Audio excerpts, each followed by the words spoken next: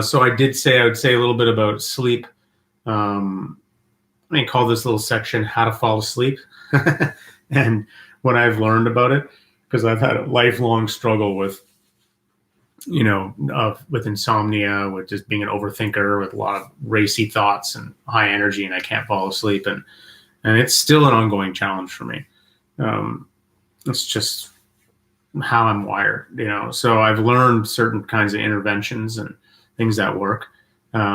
Most of this stuff is common sense. I'll kind of go over, I won't review that, but there's a kind of common sense material around sleep hygiene that you can find anywhere on the internet, just around making sure to take like the last hour or two of your night, you're not looking at computer screens and you're just having a time for a wind down where you're reading or just doing activities that chill you out. And then just not having distractions and things in your room, all that common sense stuff. But there's some other things around meditation in particular that I've learned. First of all, meditating at night, it kind of depends on the technique, and this depends on the person. Generally, doing a more active mindfulness technique where you're really trying to notice lots of things, that's generally, the thing is everyone's a bit different. Some people find that really relaxes them. But some people, more commonly, it kind of brings energy into our experience, and that may not be what you want to do before sleep. But you kind of have to do the experiment.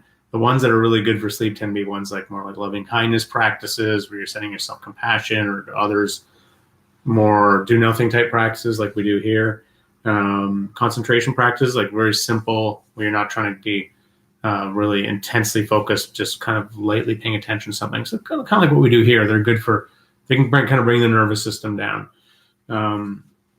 But there's another, so there's that. And then there's also, when I got a lot of energy, what I do is I also do things like I take magnesium and sleepy time, and I take sometimes a GABA supplement, which is really good for kind of relaxing. But I'll do a thing where I'll lie down and close my eyes. And I know that I basically I have to take care of my body, and I have to take care of my mind. My body's usually kind of keyed up and my mind's keyed up. So I have a strategy for each. The body strategy is I basically start breathing as if I'm asleep. So I pretend I'm already asleep. I just kind of like I'm a little kid trying to fake out my parents or something.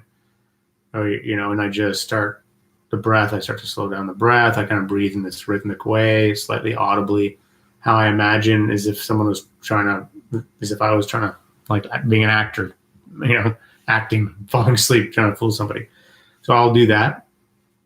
And that kind of is the breath part. And sometimes just paying attention to the breath, as I'm kind of pretending as if I'm sleeping, will help me fall asleep.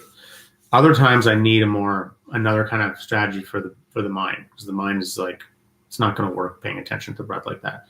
So what I'll do is, the key is equanimity. The key with all this is equanimity. Any kind of lack of equanimity is friction in the system. Friction in the system, if you get any friction anywhere, it starts to create feedback, and then things start getting more active in your system. So I just get super equanimous. And I just so that means utterly accepting the fact that I'm awake and I'm having trouble falling asleep. You've got to not be in a fighting match with that, because you're fucked if you do. It's more just like, oh yeah, this is what's happening. So I'll be totally accept it.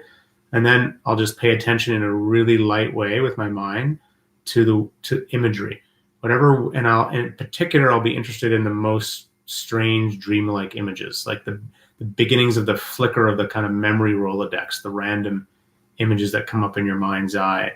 The more non sequitorish, the more strange and hypnagogically bizarre and associative, the better.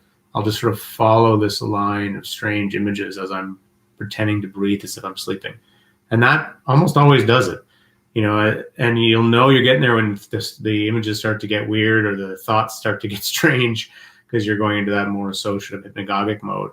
And it's just like, don't get excited when you notice that. Just total equanimity. Oh yeah, this is what's happening. Eventually, you can go right in. So that works for me. Hopefully it'll work for you if you ever have insomnia. One more piece. Sometimes some people have the issue is not falling asleep. It's waking up at night. They wake up pardon me, early in the morning and they can't get back to sleep, but they wake up in the middle of the night for a couple hours. So the important thing here, first of all, if you're waking up in the middle of the night, that's actually a period of time that I wrote about this in the head trip that a lot of people think was how we used to sleep. We slept in these two chunks, and that this bifurcated sleep pattern is actually quite normal. So if you kind of have that attitude, like, oh yeah, I'm awake in the night, not a big deal. It's this older form of sleep coming through, sort of an opportunity just to do my do nothing practice. It's a great time to meditate. Just sit, try to enjoy your experience. You can implement the practice I just said if you want to try to get back to sleep, or you can just sit and enjoy it. And it's kind of similar when you wake up a little bit early in the morning. And here's what's so interesting. This idea that you need to have 8 hours of unconsciousness is probably not right. You do need to get your rest and to know what that is for you. But I've learned that I can, if I'm awake at night, I can just be super relaxed and not fall asleep and just sit there and I'm awake, but I've got no struggle, total equanimity in my body. And I find it can still be restorative. And indeed, when you look at some of the reports from more advanced practitioners, there's often a report of them sleeping less and less and less and less, but there's no struggle with it. They may only be unconscious for a few hours a night, but they're in this place of real openness and acceptance with it, and that itself is deeply restorative.